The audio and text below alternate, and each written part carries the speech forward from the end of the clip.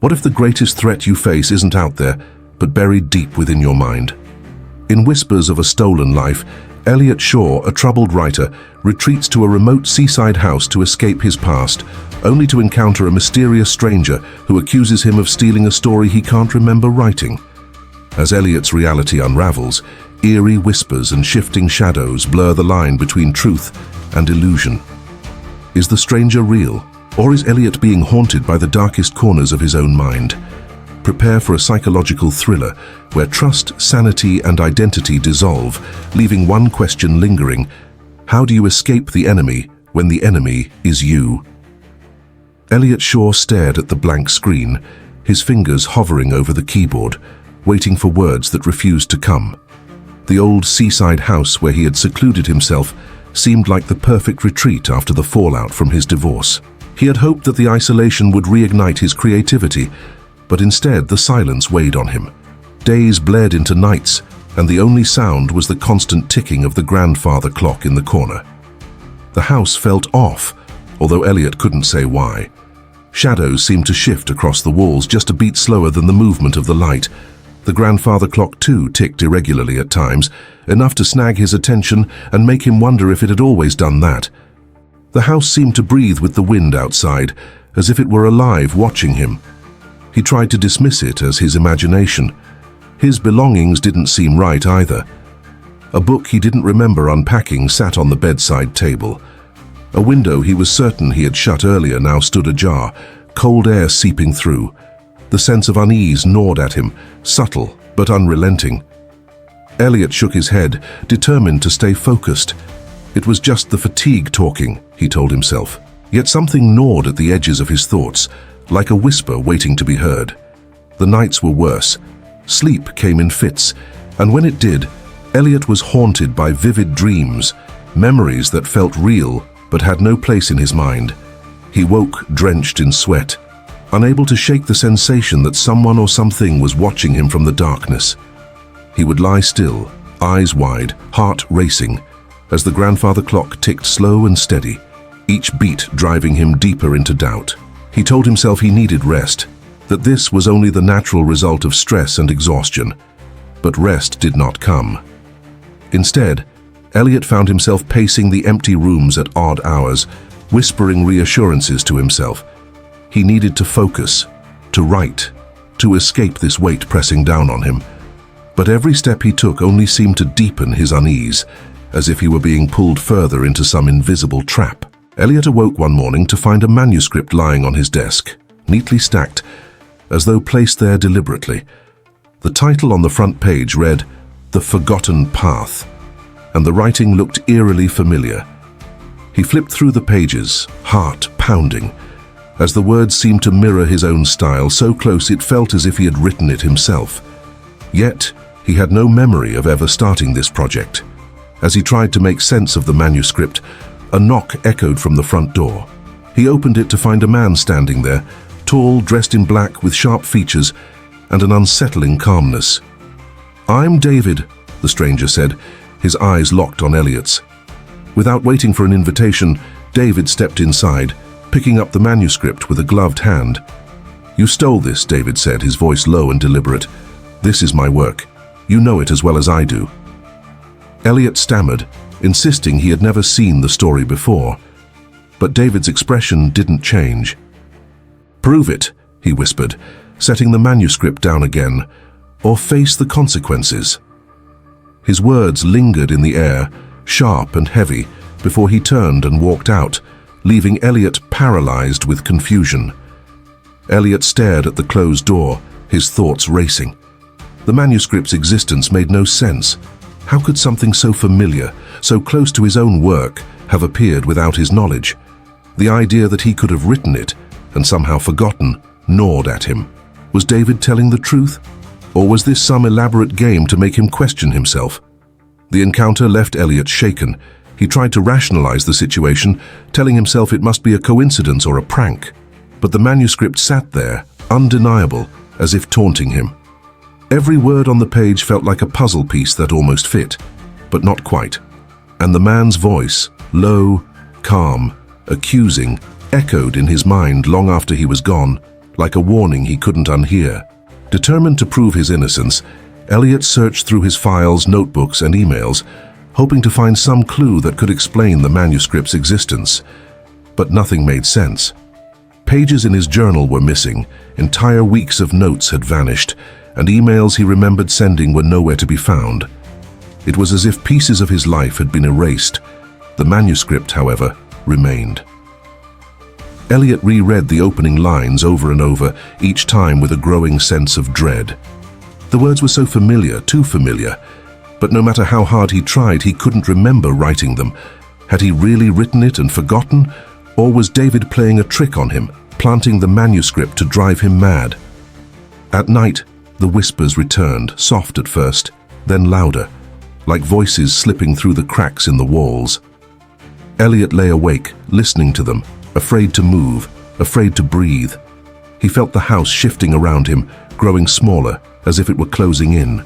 The grandfather clock ticked in uneven rhythms, each beat stretching time longer than it should. He tried to convince himself it was only exhaustion, that his mind was playing tricks on him. But the more he tried to dismiss the thoughts, the deeper they burrowed into his mind. Shadows in the corners of the room seemed to stretch toward him, and objects shifted positions when he wasn't looking. He began to feel as if the house itself was conspiring against him. By the time morning arrived, Elliot was no closer to understanding the truth. He stared at the manuscript, helpless and afraid. The words on the page felt like chains, binding him to a reality he couldn't escape. And somewhere, in the distance, he could still hear David's voice, low and mocking, as if whispering just beyond the edge of his thoughts. Elliot woke to the sound of his phone buzzing, but when he reached for it, the screen was blank. Checking again, he saw that there were no missed calls or messages. Frustrated, he tried to call a friend for help, but the line was dead. His internet wouldn't connect either, further isolating him in the house. The disconnect made his chest tighten. No one could reach him, and he couldn't reach anyone. He wandered through the house, searching for something, anything, that would make sense of his situation. Strange scribbles had appeared in his notebook, thoughts he couldn't recall writing. The words were jumbled, looping in nonsensical patterns like fragments from a dream. More unsettling was that the handwriting looked like his own, but off, as though someone had been imitating him. David returned that evening, standing silently outside the front door. When Elliot demanded answers, David just smiled and said, "You know what you did." His presence felt heavier this time, as if the house grew darker around him. David gave no threats, only vague warnings. "It's not too late, Elliot, but you need to make things right." Then, without further explanation, he turned and disappeared into the night. The house felt suffocating after David left. Every room seemed smaller, as if the walls were pressing in. The clock's ticking grew louder, relentless, and Elliot began to suspect that even time was slipping out of his control. Every noise, every creak of the floorboards, convinced him he wasn't alone. Shadows twisted unnaturally at the edges of his vision. Reality was unraveling, and Elliot could no longer tell if the house was changing or if it was his mind. Sleep eluded him entirely. At night, Elliot lay awake, listening to the sound of the ocean crashing far below the cliffs. His senses played tricks on him. He thought he heard David's voice murmuring just outside his window. The whispers filled the silence, making Elliot feel as though the house itself was feeding on his growing paranoia, amplifying his fear. Elliot's mind spun in endless loops. He abandoned the idea of sleep, afraid of what dreams might bring. Instead, he sat at his desk, staring at the manuscript, trying to will some fragment of memory to surface. But the more he read, the more the story seemed to mirror his own life, with events unfolding exactly as they had over the past few days. Determined to escape the house's grip, Elliot tried calling for help once more, but every attempt failed. Even the dates on his phone seemed wrong, as though time itself had rearranged without him noticing. In a panic, he scribbled notes in his journal, but the ink bled and smudged, as if the words refused to stay fixed on the page. Desperation drove him to confront David one last time. He left the front door unlocked, pacing through the house, waiting for the man to return. He needed answers, no matter the cost. When night fell, Elliot thought he heard footsteps in the hallway, followed by a knock on the door. But when he opened it, the hallway beyond was empty, leaving him to wonder if David had ever been there at all. Feeling trapped, Elliot stared at the manuscript on the desk, knowing it held the key to understanding everything. If he burned it, perhaps the nightmare would end. Yet, the thought of destroying it filled him with dread. What if the story was more than fiction? What if it was the only thing keeping him tethered to reality? Time lost meaning in the house. Days and nights blurred together, and Elliot grew frantic. The walls seemed to hum with a low, droning sound, a frequency that made his skin crawl. He thought he heard David whispering from the shadows, always out of reach. The story was alive, and it was devouring him piece by piece. As Elliot spiraled deeper into confusion, he made a horrifying discovery. An old photograph tucked inside the manuscript. In the picture, Elliot stood side by side with David, smiling. The date on the back suggested it had been taken years ago, but Elliot had no memory of ever meeting the man. The realization hit him like a blow. Had David been part of his life all along? Or was the photograph another twisted fabrication of his unraveling mind? Driven to the brink of madness, Elliot searched the house frantically for more clues, but the answers slipped through his fingers like sand. The walls seemed to pulse with every thought, the house itself feeding on his confusion and fear. He could no longer trust his own senses. Every reflection in the mirror looked just slightly wrong, as if someone else was staring back. In a final act of desperation, Elliot gathered the manuscript and set it ablaze in the fireplace. The flames licked at the pages, curling them into ash, but as the words disintegrated, Elliot felt no relief, only emptiness. The burning manuscript cast strange shadows on the walls, twisting into shapes that resembled David's face, grinning. Suddenly, David appeared as if summoned by the fire. "You think this ends it?" he whispered, his voice soft but laced with malice. "You still don't understand, do you? This was never about the story." Elliot staggered backward, his mind teetering on the edge of collapse. David stepped closer, and for the first time, Elliot realized that David's voice sounded like his own. In the flickering light of the fire, Elliot faced the truth he had been running from. David wasn't real, he never had been. The man standing before him was a reflection of his own guilt, his mind fracturing under the weight of past mistakes. Elliot collapsed to the floor, staring into the dying flames. The story hadn't been stolen. It had been forgotten, buried deep in the recesses of his mind. The room fell silent, the only sound the soft ticking of the grandfather clock. Elliot sat alone, the weight of the revelation crushing him. He was David, and the nightmare was far from over. Elliot sat motionless on the floor, watching the embers fade to ash in the fireplace. The house was eerily quiet, as if it too was holding its breath. The manuscript was gone, reduced to smoke and soot, but no sense of relief followed. Instead, Elliot felt hollow, as if the story had burned something inside him, along with the pages. David's face lingered in his mind, his voice still whispering at the edges of thought. He tried to convince himself it was over. There was no manuscript, no David, just the remnants of his mind, fractured by stress and isolation. But the more he repeated the thought, the less he believed it. Shadows still shifted in the corners, just a second too late, and the clock continued its uneven ticking, as if mocking his attempts to regain control. Was he free? Or had the real nightmare just begun? Elliot decided to leave the house, hoping that fresh air might clear his head. But as he reached for the front door, his hand froze. He hesitated, feeling as though something or someone was waiting for him on the other side. The same dread that had filled him during his confrontation with David returned in full force, rooting him in place. He couldn't leave. Not yet. With nowhere else to go, Elliot returned to his desk. He opened his laptop, hoping to start fresh, but the screen remained blank. His fingers hovered over the keyboard, yet no words came. Instead, his thoughts circled endlessly. Was David real, or just a part of him? Had he imagined everything, or had he finally uncovered the truth? The silence in the house pressed in on him, wrapping around his chest like a vice. He glanced at the fireplace. The embers glowed faintly, and for a brief moment, Elliot thought he saw the faint outline of a face grinning back at him from the ashes. The following morning, Elliot forced himself to go through the motions of a normal day. He made coffee, tidied the house, and even sat at the desk, pretending to write. But the words wouldn't come. The weight of what he had burned, the truth he had tried to escape, hung over him like a storm cloud. Every action felt meaningless, as if he were trapped in a life that no longer belonged to him. He tried to call a friend, hoping for some tether to reality, but no one answered.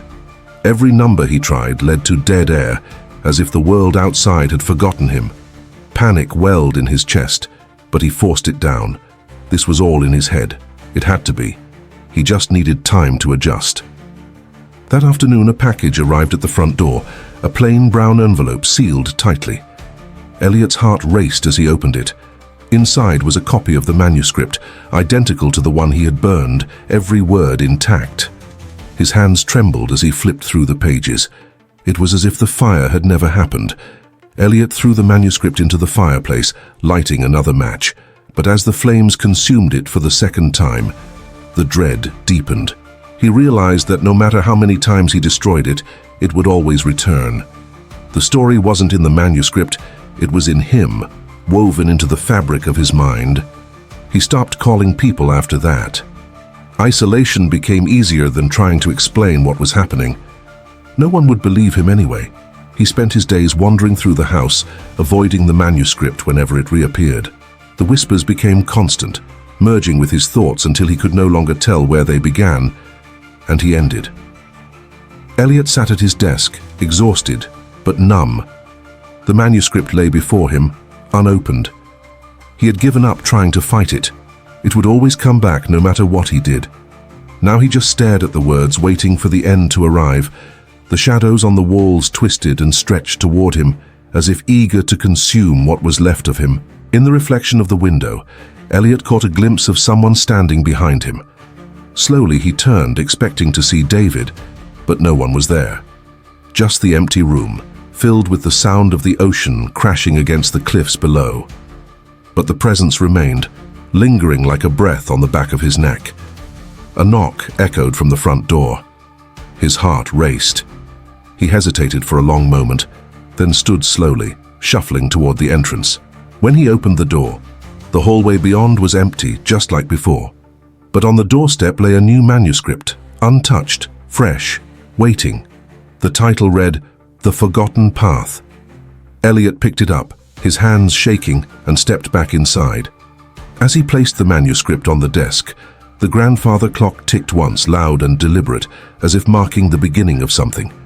He felt a presence behind him again, stronger this time. He didn't need to look to know who it was. David's voice whispered in his ear, soft and mocking. "It's time to finish the story, Elliot." The lights flickered once and the air grew cold. Elliot sat down, his hands resting on the keyboard, waiting for the words to come.